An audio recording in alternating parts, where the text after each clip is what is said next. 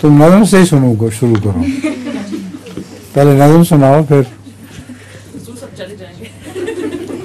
आखिर में सुनाना। अच्छा। हुजूर, कभी कभी इंसान खुशी से फट रहा होता है और सबसे बेहतर तरीके से अल्लाह ताला के शुक्र अदा करना चाहता है, जो वो अपने दिल से और अल्फाज से करता है।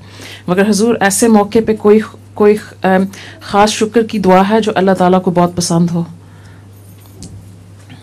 अल्लाह ताला को तो सच्चा शुक्र पसंद है। तुम अपने अल्फाज में, सादा अल्फाज में जो शुक्र खुदा करो वही काफ़ी है। अच्छा, लतीफ़ा हो जाए। हुजूर, एक आदमी था, बहुत परेशान था। बहुत परेशान था, तो परेशान था। तो वो डॉक्टर के गया और डॉक्टर को कहता कि मेरी मदद करो। तो डॉक्टर कहता है क्यों, क्या हुआ है? कहता है मुझे आगे आगे होने वाले वाकया मेरे ज़हन में आते हैं। अच्छा। तो कहते हैं ओहो, ये कब से हो रहा है? कहता है अगले बुध से।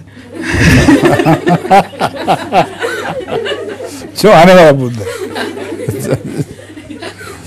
बहुत अच्छा। अच्छा, ये सुना गई।